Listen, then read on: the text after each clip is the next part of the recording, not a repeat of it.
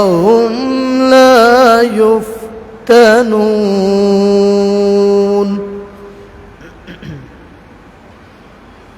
وقال تعالى إن الله وملائكته يصلون على النبي يا أيها الذين آمنوا صلوا عليه وسلموا تسليما.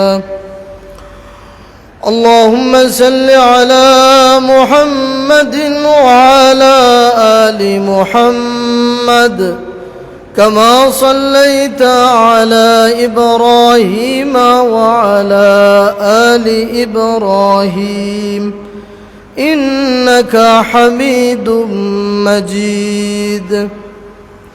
اللهم بارك على محمد وعلى آل محمد كما باركت على إبراهيم وعلى آل إبراهيم إنك حميد مجيد.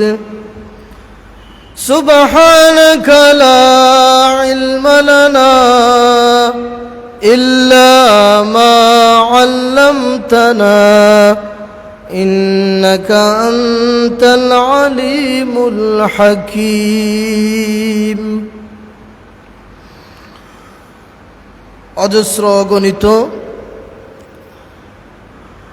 শুকর গুজার করছি মহান আল্লাহ জাল্লা জালালুহু আম্মা নওয়ালুহু আল্লাহ রব্বুল আলামিনের মহামহিম আলিশান দরগাহে যে মহান আল্লাহ মেহেরবানির চূড়ান্ত পর্যায়ে আল্লাহ তাআলা আমাদেরকে মানব জাতির অন্তর্ভুক্ত করেছেন, আশরাফুল মাখলুকাত বানিয়েছেন।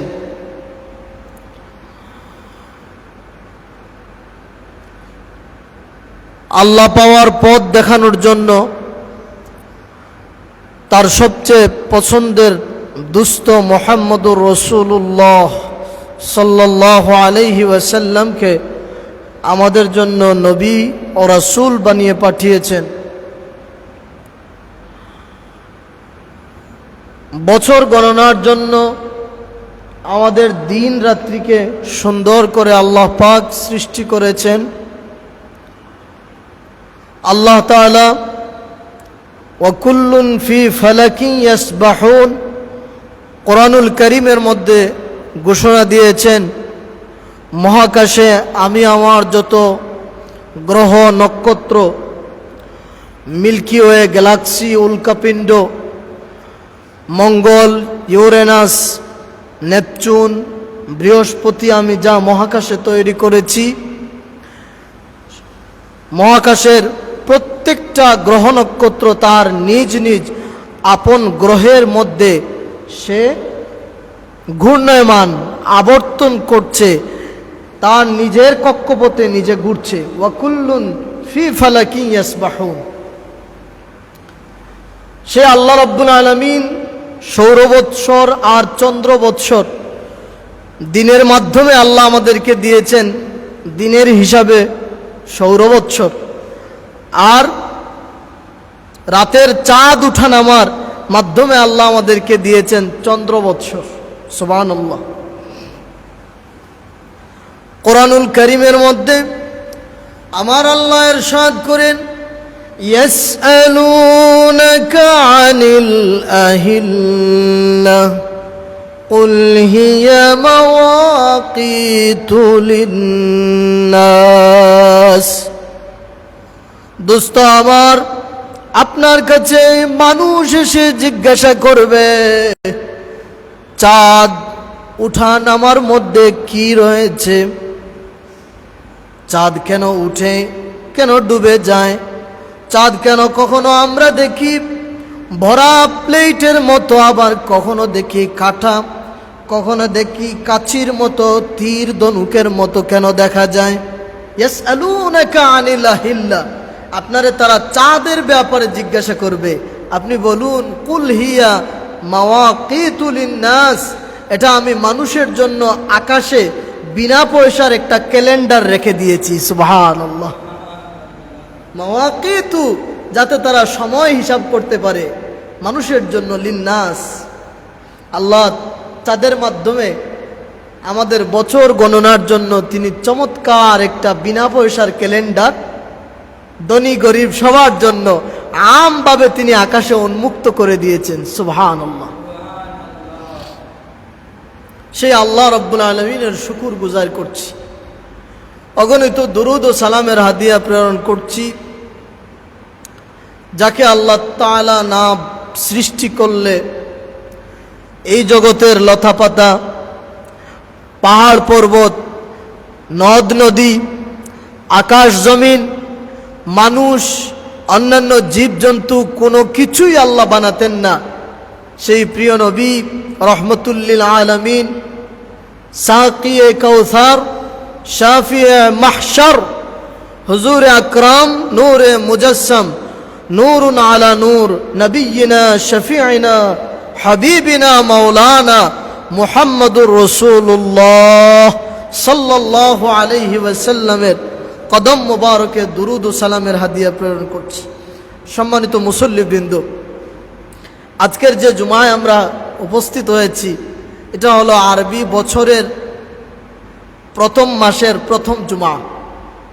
আল্লাহ তাআলা আমাদেরকে যে আরেকটা মুবারক বছর দান করেছেন, হায়াত দিয়ে আমাদেরকে 1446 হিজরি সনে আমাদেরকে পৌঁছিয়ে দিয়েছেন, শুকরিয়া আদায় করে পড়ি আমরা আলহামদুলিল্লাহ। এটা হচ্ছে মুহররম মাসের আজকে 5 তারিখ। আল্লাহ তাআলা কোরআনুল কারীমে বলেন, ইন্না ইদ্দাতাশ শুহুরি ইনদাল্লাহি 12 শাহরান ফি কিতাবিল্লাহ। জগৎ আল্লাহ যখন থেকে সৃষ্টি করেছেন, আল্লাহ 12 মাসে বৎসর এটা আল্লাহ নিজে তৈরি করে দিয়েছেন। সুবহানাল্লাহ বলে।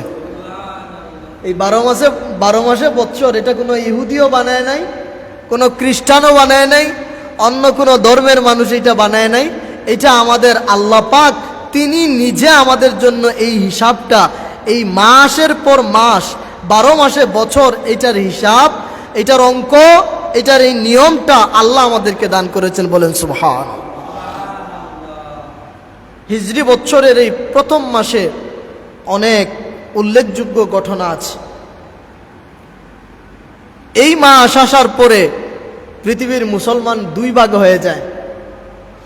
এক ভাগ ইয়াজিদের পক্ষ নেয়, আর এক ভাগ ইমামে হুসাইন রাদিয়াল্লাহু আনহু, শহীদে কারবালা ইমাম হুসাইন রাদিয়াল্লাহু তাআলা আনহুর পক্ষ গ্রহণ করে। যাদের অন্তরে নেফাকি রয়েছে, যাদের শিরা উপশিরায় মুনাফিকের রক্ত রয়েছে, শুধুমাত্র তারাই ইয়াজিদের পক্ষ নিতে পারে। কোন খাঁটি মুমিন মুসলমান কখনোই ইয়াজিদের পক্ষ নিতে পারে না। আচ্ছা বলেন তো, আমাদের এই দেশে আমরা কি আমাদের কারো সন্তানের নাম ইয়াজিদ রাখি? কথা কোন রাখি না।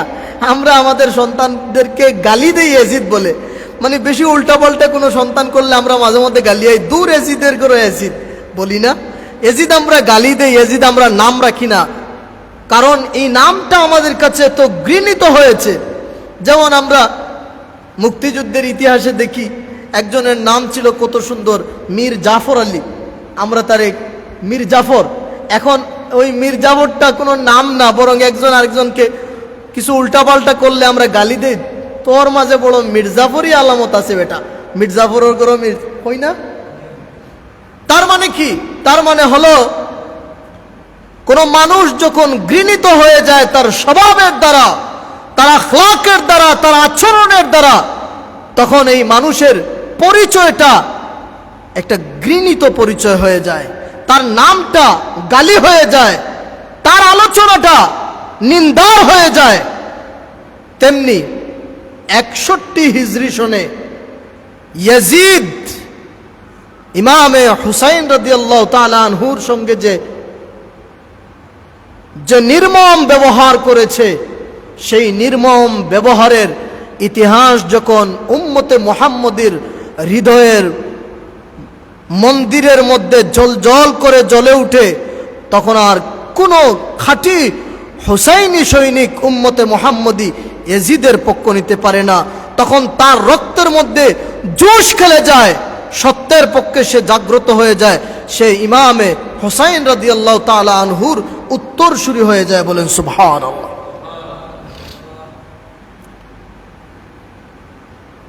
এই মাস আশুরার একটা দিন আছে, যে দিনটা মুহররমের 10 তারিখ। নবীজি মক্কা শরীফ থেকে মদিনায় গেলেন হিজরত করে। লাম্মা কাদিমান নবিয়্যু সাল্লাল্লাহু আলাইহি ওয়াসাল্লাম মিন মক্কা ইলা মদিনা, বুখারীর হাদিস, মুসলিমের হাদিস। মক্কা মুকাররমা থেকে হিজরত করে আমার নবী যখন মদিনাতুত তাইয়্যিবায় গেলেন, ওখানে যাওয়ার পরে দেখেন মুহররমের 10 তারিখ আসলে ইহুদিরা রোজা রাখে। নবীজি তাদেরকে ডেকে বললেন, তোমরা কিসের রোজা রাখো? তারা জবাব দিল, আমরা হযরত মুসা আলাইহিস সালাম এর অনুসরণে রোজা রাখি। কারণ মুসা আলাইহিস সালাম যখন ফিরাউনের সঙ্গে তার সংঘর্ষ হয়েছিল, মুসা নবী যখন তার দলবল নিয়ে দৌড় দিয়েছিলেন, আর বাহরাকাল জুমের পাশে যাওয়ার পরে, লোহিত সাগরের কাছে যাওয়ার পরে, যখন এদিকেও যাওয়ার পথ নাই, পিছনেও আওয়ার পথ নাই, কারণ পিছনে ফেরাউনের সৈন্য আর সামনে বিশাল দরিয়া, যাওয়ার যখন কোনো রাস্তা নাই, তখন হযরতে মুসা আলাইহিস সালামের উম্মতেরা বলেছিল, ইন্না লামুদরাকুন, আমরা তো ধরা পড়ে গেলাম, আমরা তো ধরা পড়ে গেলাম, ইন্না লামুদরাকুন, আমরা তো পাকড়াও হয়ে গেলাম। কারণ এমন একটা জায়গায় আমরা এসেছি, আমাদের আর পালাবার কোনো পথ নাই। সামনে জাপ দিলে নদীতে, সমুদ্রে আমাদের পড়ে মরতে হবে, আর পিছন দিকে দৌড় দিলে ফেরাউনের সৈন্যদের কাছে আমাদের কিল ঘুষি খেয়ে, ওদের গুড়ার খুরের আঘাতে তরবারির কূপে আমাদের জান বের করে দিতে হবে।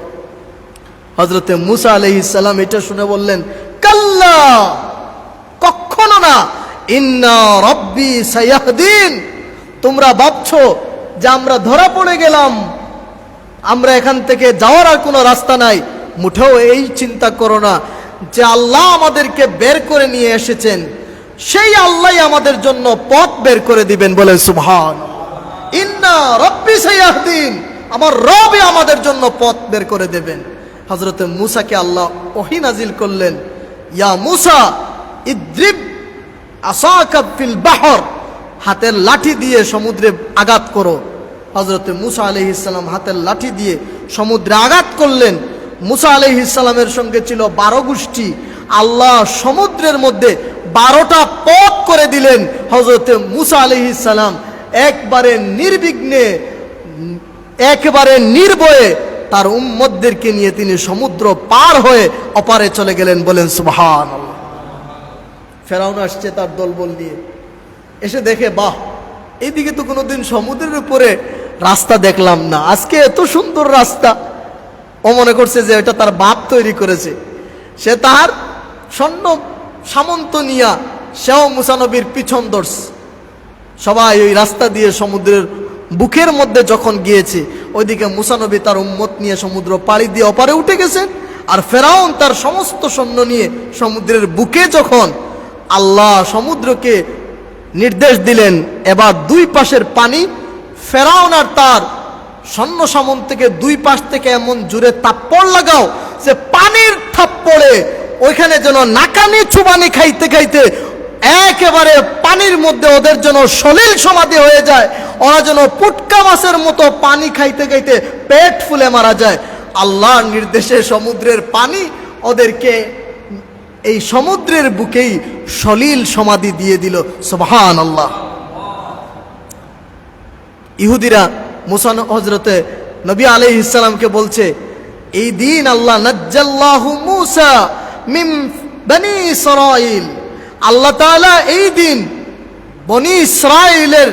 বনি ইসরাঈলকে ফেরাউনের কবল থেকে মূসা আলাইহিস সালাম সহ নিরাপদে তিনি সমুদ্র পার করে দিয়ে রক্ষা করেছিলেন। আর ফেরাউন ও তার দলগোষ্ঠীকে আল্লাহ সমুদ্রের মধ্যে চুবিয়ে মেরেছিলেন। সেজন্য আমরা আল্লাহর শুকর আদায় করে আশুরার দিন রোজা রাখি। আল্লাহর নবী এ কথা শুনে বললেন, তাই নাকি?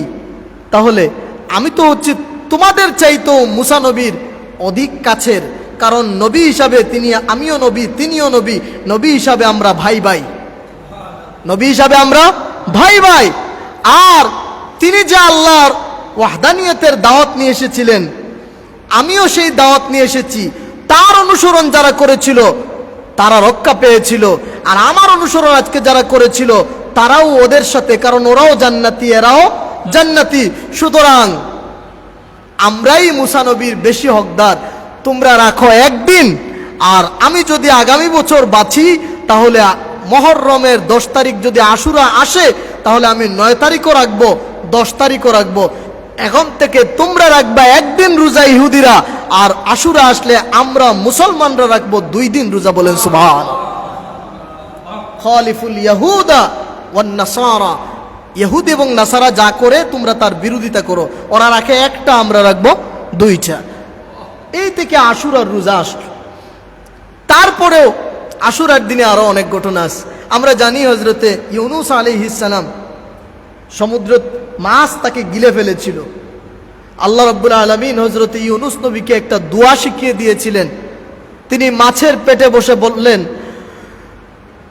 লা ইলাহা ইল্লা আনতা সুবহানাকা ইন্নী কুনতু মিনাজ জালিমিন। এই দোয়াটা তিনি মাছের পেটে আল্লাহ তারে শিখাইয়া দিলেন, আর তিনি পড়লেন। আল্লাহ রাব্বুল আলামিন এই দুয়ার বরকতে হযরত ইউনুস নবীকে মাছের পেট থেকে মুক্তি দিলেন। আল্লাহ আমাদের জন্য এই দুয়াতে একটা শিক্ষা দিয়েছেন, ফাস্তাজাবনা লাহু ওয়া নাজ্জাইনাহু মিনাল গাম্মি ওয়া কাযালিকা নুনজিল মুমিনিন।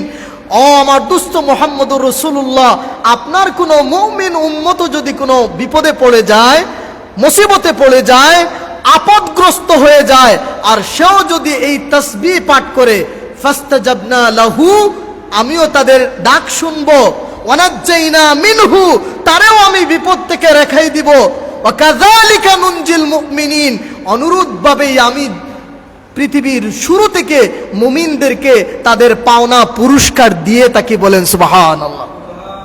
এজন্য আমরা বিপদে পড়লে এই তাসবিহটা পড়ি। খতমে ইউনুস বলা হয়, বা তাসবিহে বড় তাসবিহ বলা হয়, লা ইলাহা ইল্লা আনতা সুবহানাকা ইন্নী কুনতু মিনাজ জালিমিন। 100 বার পাঠ করার পরে আমরা পড়ি, ফাস্তাজাবনা লাহু ওয়া নাজ্জাইনাহু মিনাল গাম্মি ওয়া কাযালিকা নুনজিল মুমিনিন। এই তাসবিহ যদি কেউ ইয়াকিনের সাথে 313 বার পাঠ করে, আল্লাহ রাব্বুল আলামিন তার উপর যত বড় বিপদ আসুক না কেন, আল্লাহ তার মেহেরবানি দিয়া, তার করম দিয়া, তার ফদল দিয়া আল্লাহ তার বান্দাকে রেহাই দিবেন। বলেন সুবহান। হযরত ইউনুস নবীকে মাছের পেট থেকে আল্লাহ রেহাই দিলেন। হযরত আইয়ুব আলাইহিস সালাম এমন অসুস্থ হলেন, পুরা শরীর পচে গলে গেল, এমনকি মুখ পচতে শুরু করলো, জিহ্বা যখন পচা শুরু করলো, তখন তিনি আল্লাহর দরবারে ফরিয়াদ করলেন, রব্বি আন্নী মাসসানিয়াদ দুররু ওয়া আনতা আরহামুর রাহিমিন। তুমি তো রহমান রহিম, আর আমি এত বিপদগ্রস্ত হয়ে গেছি মালিক। আল্লাহ তার দোয়া শুনলেন। আল্লাহ তাকে যেই দিন তার এই রোগ থেকে মুক্তি দান করলেন, ওই দিন ছিল আশুরা, মুহররমের 10 তারিখ। বলেন সুবহানাল্লাহ। এইভাবে করে 10টা উল্লেখযোগ্য ঘটনা আছে এই আশুরার 10 তারিখ। কিন্তু আমাদের কাছে এই 10টার চাইতো আরো উল্লেখযোগ্য ঘটনা হয়ে গেছে ইমাম হযরতে হুসাইন রাদিয়াল্লাহু তাআলা আনহুর এই কারবালার ঘটনা। কারণ এই থেকে মুসলমান জাতির জন্য কিয়ামত পর্যন্ত আল্লাহ এমন একটা সবক রেখে দিয়েছেন যে ন্যায়ের পক্ষে তুমি যদি সংখ্যায় কম হও, হকের পক্ষে যদি তুমি একজনও হও, তাহলে তুমি সিংহের মতো সাহস করে দাঁড়িয়ে যাও, হকের পক্ষ তুমি নাও। এতে তোমার জীবন গেল, সম্পদ গেল, রক্ত গেল, বংশ গেল, এর কোনো কিছুর দিকে যেন তোমার পরোয়া না থাকে। তুমি দাঁড়ায়া যাও হকের পক্ষে। যদিও তুমি তোমার জীবন দিয়ে দাও, তোমার রক্ত দিয়ে যাও, ওই রক্ত দিয়েই আল্লাহ এই জমিনে হককে কায়েম করবেন, প্রতিষ্ঠা করবেন। বলেন সুবহান। দাঁড়িয়ে যাও, হকের পক্ষে দাঁড়িয়ে যাও। মাত্র 72 জন মানুষ 8000 মানুষের বিরুদ্ধে কারবালার প্রান্তরে ইমাম হুসাইন জিহাদের জন্য দাঁড়িয়ে গিয়েছিলেন। এজিদের সৈন্য ছিল 8000, আর ইমাম হুসাইনের সঙ্গে তার পরিবার, তার পরিজন সব মিলে মাত্র 72 জন মানুষ। এই 72 জন মানুষ নিয়ে তিনি ইয়াজিদের সৈন্যের বিরুদ্ধে তিনি দাঁড়িয়ে গেলেন। ইমাম হুসাইন কে ছিলেন? ইমাম হুসাইন কে ছিলেন? আমার নবী রাহমাতুল লিল আলামিন, রাহমাতুল লিল আলামিন রাসূল আকরাম সাল্লাল্লাহু আলাইহি ওয়াসাল্লাম জীবনে যাদেরকে সবচেয়ে বেশি মহব্বত করেছেন, ভালোবাসা দিয়েছেন, যাদেরকে কুলে নিয়েছেন, আদর সোহাগ করেছেন, যাদের জন্য রাসূলুল্লাহ অনেক কিছু উৎসর্গ করে দিয়েছেন, তারাই হলেন ইমাম হাসান আর হুসাইন। আল্লাহর হাবিব বলেন, হুমা হুমা রাইহানাতাইনি মিনাদ দুনিয়া। মানুষেরা দুনিয়ায় কেউ আতরের ঘ্রাণ নেয়, কেউ সেন্টের ঘ্রাণ নেয়, কেউ বিভিন্ন ধরনের পারফিউমের ঘ্রাণ নেয়। আর এই ঘ্রাণ নেওয়ার পরে তার ভালো লাগে, তার কাছে আরাম লাগে, তার আত্মতৃপ্তি আসে। দুনিয়াতে আমার কাছে মিশকে আম্বর, আত্রে উদ আর অন্যান্য আতরের চাইতে সবচেয়ে সুগন্ধি হলো আমার কাছে আমার হাসান আর আমার হুসাইন। হুমা রাইহানাতাইন মিনাদ দুনিয়া। দুনিয়াতে এরাই হচ্ছে আমার সুগন্ধি। সাহাবায়ে কেরামকে নিয়ে নবীজি নামাজের মধ্যে, আল্লাহর হাবিব গিয়েছেন সিজদায়, লম্বা সিজদা। জামাতের মধ্যে ইমাম যদি সিজদায় যাওয়ার পরে, আমাদের সবার একটা ধারণা আছে যে একটা সিজদা দিতে আর কতক্ষণ লাগে, কিন্তু হঠাৎ করে যদি দেখা যায় না মিনিটের পর মিনিট চলে যাচ্ছে, আধা ঘন্টা চলে যাচ্ছে, ইমাম সাহেব সিজদা থেকে উঠছেন না, আমরা অনেকেই মাথা তুলে নামাজের চিন্তায় পড়ে যাওয়া, মাথা তুলে দেখবো ইমাম সাহেবের কি হলো, অনেকেই পা ধরে টান দিব, কি ইমাম সাহেব নড়ে না কেন, স্ট্রোক করলো নাকি, মারা গেল নাকি। সাহাবায়ে কেরাম নবীজির সঙ্গে নামাজ পড়েন, কিন্তু একদিন দেখা গেল আল্লাহর হাবিব সিজদা থেকে মাথা তুলছেন না। সাহাবায়ে কেরাম নবীজির সঙ্গে সিজদার মধ্যে অনেকক্ষণ পরে আল্লাহর হাবিব সিজদা থেকে তার সর মুবারক উঠালেন, নামাজ শেষ করলেন। সাহাবায়ে কেরাম আল্লাহর হাবিবকে জিজ্ঞাসা করেন, ইয়া রাসূলুল্লাহ, আপনি তো কোনোদিন নামাজে জামাতের মধ্যে তো লম্বা সিজদা দেন নাই, আজকের সিজদা আপনার এত লম্বা হইল কেন? আমার নবী দয়ার নবী রাহমাতুল লিল আলামিন সাহাবায়ে কেরামদেরকে বলেন, রে সাহাবীরা, সিজদায় যখন আমি ছিলাম তখন আমার আদরের নাতি হাসান আর হুসাইন এরা আমার গালের উপরে চড়ে বসেছিল। আমি তাদেরকে আমার গাড় থেকে সরাইয়া সিজদা থেকে উঠা আমি মুনাসিব মনে করি নাই, কারণ আমার হাসান আর হুসাইনের পছন্দটাই আমার আল্লাহর পছন্দ। তারা আমার উপরে উঠেছে, তার মানে এটা আমার আল্লাহর ভালো লাগছে। আমার আল্লাহর ভালো লাগছে যেই কাজ, সেই কাজ আমি কেমনে অপছন্দ করতে পারি? সুতরাং তারা যতক্ষণ পর্যন্ত আমার গাড় থেকে না নামছে ততক্ষণ পর্যন্ত আমি সিজদা থেকে মাথা তুলি নাই। সুবহানাল্লাহ। নবীজি শরীয়ত, এখানে শরীয়ত বাদ দিয়া নবীজি মহব্বতকে বেশি প্রাধান্য দিলেন। হ্যাঁ, মহব্বতকে বেশি প্রাধান্য দিলেন। শরীয়ত মানলে তো ওইখানে নবীজি 3 বার সুবহান রাব্বিয়াল আলা পড়েই হাসান হুসাইনকে ঠেলা মেরে উঠে যেতেন, কিন্তু না, তা করলেন না। নবীজি ফরজ নামাজের শরীয়তকে এক পাশে রেখে দিয়া মহব্বতকে বেশি গুরুত্ব দিলেন। বুঝালেন যে এরা আমার বংশের, আমার উত্তরসূরি, এদেরকে মহব্বত করাই হচ্ছে ইমানের দাবি। বলেন না সুবহানাল্লাহ। আল্লাহ কোরআনে বলেছেন, কুল লা আসআলুকুম আলাইহি আজরান ইল্লাল মাওয়াদ্দাতা ফিল কুরবা। সূরা শূরা 23 নম্বর আয়াতে আল্লাহ বলেছেন, আমি যে দ্বীন ইসলামের জন্য রক্ত জড়ালাম, পাথরের আঘাত আমার মাথায় পড়লো, আমি বেহুশ হলাম, তায়েফে আমার রক্ত দিয়ে আমি গোসল করলাম, মক্কা শরীফে সিজদায় আমার মাথার উপরে উটের পোষা নাড়ি বুড়ি তুলে দেওয়া হলো, আমার জন্য পথে কাটা বিছানো হলো, আমাকে মারার জন্য রাত্রি নিশীথে আমার গড় ঘেরাও করা হলো, যে দ্বীনের জন্য, যে ইসলামের জন্য, সেই ইসলাম প্রচারের বিনিময়ে ও আমার সাহাবীরা তোমাদের কাছে আমি কিছুই চাই না, কিছুই চাই না। আল্লাহ বলছেন আপনি বলেন কুল লা আসআলুকুম আলাইহি আজরা, এর বিনিময়ে আমরা কিছু চাই না। আমরা খতম পড়লেই পয়সা চাই, দোয়া একটা করলেই পয়সা চাই, কিন্তু আল্লাহর নবী বলছেন আমি দ্বীন ইসলামকে প্রচারের বিনিময়ে তোমাদের কাছে কিছু চাই না, তবে একটা জিনিস চাই, ইল্লাল মাওয়াদ্দাতা ফিল কুরবা, আমার যারা আত্মীয় স্বজন আছে, আমার আহলে বাইত যারা আছে, আমার হাসান, আমার হুসাইন, আমার স্ত্রী, আমার ফাতেমা, এদেরকে যেন তোমরা তোমাদের দিল থেকে মহব্বত করো, ভালোবাসো, সম্মান দাও, এটাই তোমাদের কাছে আমি চাই, আর কিছুই চাই না। সুবহানাল্লাহ বলেন। এই হাসান আর হুসাইনের সঙ্গে যারা নাফরমানি করতে পারে, নবীর পরিবারের সঙ্গে যারা বেয়াদবি করতে পারে, তারা কি কোরআনের এই আয়াত মানলো? কথা বলেন, মানলো? নবীজির নাতিকে কষ্ট দিল, কারে কষ্ট দিল? বুখারীর হাদিস, আমার নবী বলেছেন এদেরকে যারা কষ্ট দিবে, হাসান আর হুসাইনকে, এরা আমারই কষ্ট দিল। ওমা নাজানি ফাকাদ আযানতুল্লাহ, আর যে আমারই কষ্ট দিল সে আল্লাহ রাব্বুল আলামিনকে কষ্ট দিল। তাহলে হাসান আর হুসাইনকে কষ্ট দিলে, নবীজি হাসান হুসাইনের কষ্ট বরদাস্ত করতেন না। খুতবার মধ্যে কথা বলা নিষেধ, আমরা জানি তো, জানি না?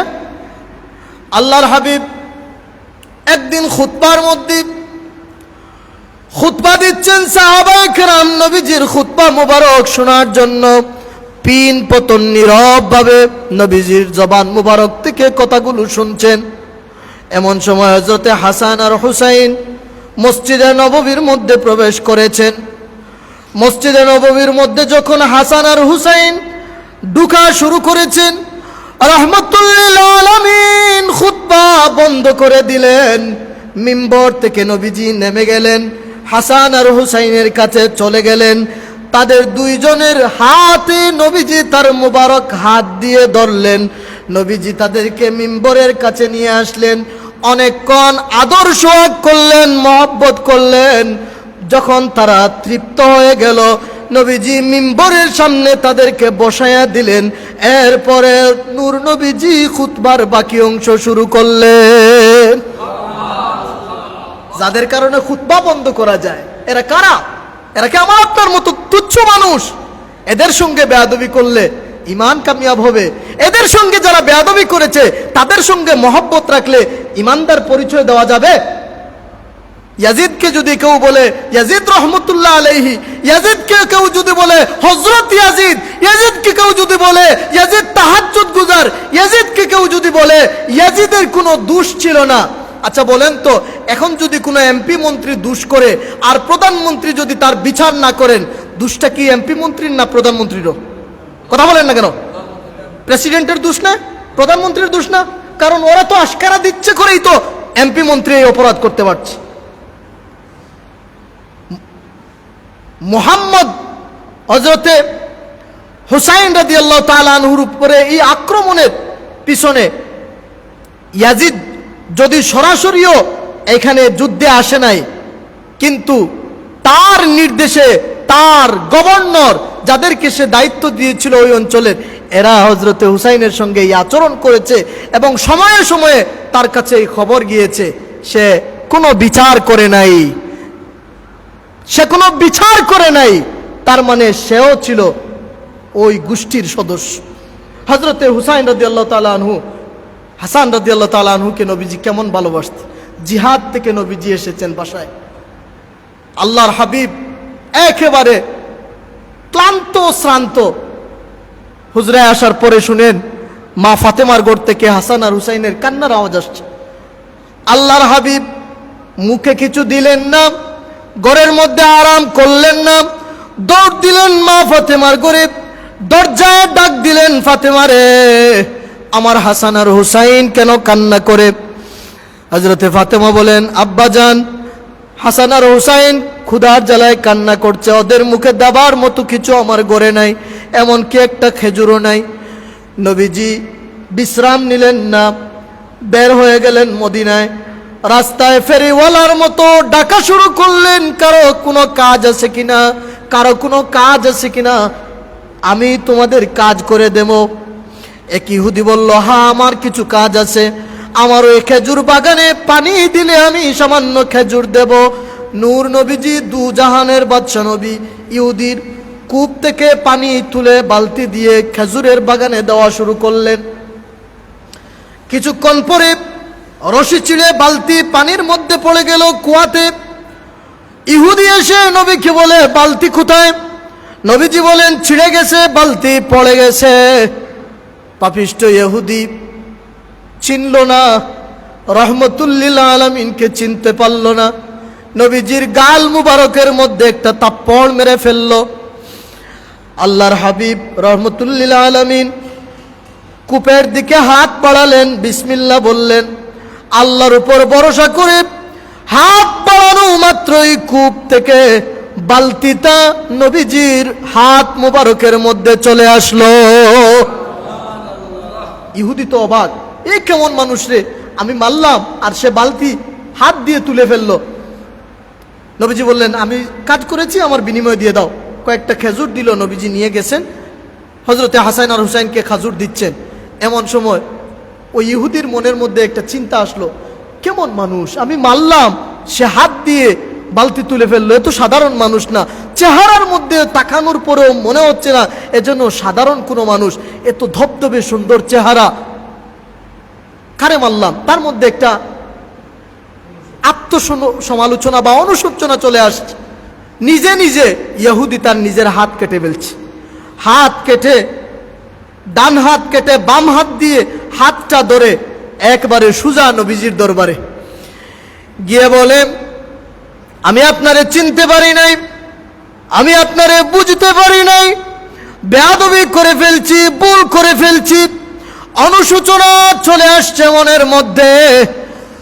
আমি খবর নিয়েছি আপনি দু জাহানের বাদশা নবী, আখেরি নবী মুহাম্মদুর রাসূলুল্লাহ সাল্লাল্লাহু আলাইহি ওয়াসাল্লাম, তাই আপনার কাছে চলে এসেছি, আপনি আমারে ক্ষমা করে দেবেন, আমি ঈমান আনতে চাই। নবীজি বললেন, ঠিক আছে, কোনো সমস্যা নাই, তবে ইহুদি বলেন, ঈমান আনার আগে আমার একটা শর্ত আছে, যে নবীজি ছিঁড়া রশি ছিঁড়ে যাওয়া বালতি কূপ থেকে তুলে দিতে পারেন, হাত বাড়িয়ে জোড়া লাগিয়ে দিতে পারেন রশির সাথে, সেই নবীজি আমি ইহুদির কেটে ফেলা হাতও তিনি জোড়া লাগিয়ে দিতে পারেন। সুবহানাল্লাহ। আমি ঈমান আনবো যদি আপনি আগে আমার হাতটা লাগাইয়া দেন। যদি হাত না লাগাইয়া দেন তাহলে কিয়ামত পর্যন্তই পৃথিবীতে আমার পরিচয় থাকবে ওই নবীজিকে যে থাপ্পড় মেরেছিল ওই হাত কাটা মানুষটা। সুতরাং ইয়া রাসূলুল্লাহ, আপনি দয়া করে যদি এই কাজটা করতেন। নবীজি হাত নিলেন, ডাইন হাতের কুনুর সাথে এই হাতের কবজিটা ধরে একটা ধাক্কা দিলেন। আল্লাহর কি কুদরত, নবীজির বরকতের হাতে লাগা মাত্রই ইহুদির হাতটা আবার ভালো হয়ে গেল। বলেন সুবহানাল্লাহ। ইহুদি বলে উঠলো, আশহাদু আন্নাকা মুহাম্মাদান রাসূলুল্লাহ, নিশ্চয় আপনি আল্লাহর রাসূলের ব্যাপারে আমি প্রকাশ্যে সাক্ষী দিলাম আর মুসলমান হয়ে গেলাম। বলেন সুবহানাল্লাহ। সম্মানিত হাজিরিন, আমি এই কথাগুলো এজন্য বললাম যে ইমাম হাসান আর হুসাইনকে নবীজি কত ভালোবাসতেন। নবীজি যাদেরকে ভালোবাসছেন তাদেরকে যদি কেউ ভালো না বাসে বরং কষ্ট দেয়, বলেন তো নবীজি সুখ পাবেন না কষ্ট পাবেন? আর নবীজির কষ্ট দিয়ে আল্লাহকে খুশি করা যাবে? নামাজ দিয়া, রোজা দিয়া, হজ দিয়া, যাকাত দিয়া, কোনো ইবাদত দিয়ে আল্লাহকে খুশি করা যাবে না যদি নবী অসন্তুষ্ট থাকেন। কারণ আমাদের পরিচয়টাই হলো আমরা উম্মতে মুহাম্মদী। হাসরের ময়দানে আমরা এইভাবে দাঁড়াবো না যে আল্লাহর বান্দা, আমরা দাঁড়াবো উম্মতে মুহাম্মদী হয়ে। আর উম্মতে মুহাম্মদী হয়ে যখন দাঁড়াবো তখন আল্লাহ বলবেন, যারা আমার নবীকে মেনে নিয়েছে তারা আসলে আমারই মেনে নিয়েছে, আর আমাকে যারা মেনে নিয়েছে তারা জান্নাতি। সুবহানাল্লাহ। হাজিরিন কেরাম, সামিউন আযম, সুতরাং এই মুহররম মাসে টিভিতে, টেলিভিশনে, মোবাইলে অনেক আলোচনা শুনবেন ইয়াজিদকে কিভাবে দুষ্মুক্ত করা যায়, ইয়াজিদের পক্ষ কিভাবে নেওয়া যায়। আমরা ইয়াজিদের পক্ষ নেব না, আমরা ইমাম হুসাইন রাদিয়াল্লাহু তাআলা আনহুর অনুসারী হব। হাসরের ময়দানেও যেন আমরা ইমাম হুসাইন রাদিয়াল্লাহু তাআলা আনহুর সঙ্গে আমাদের হাসর নসিব হয়। আল্লাহ আমাদের সকলকে কবুল ও মঞ্জুর করুন, বলুন আমিন। ওয়া আখিরু দাওয়ানা আলহামদুলিল্লাহি রাব্বিল আলামিন। সুন্নাত পড়ুন।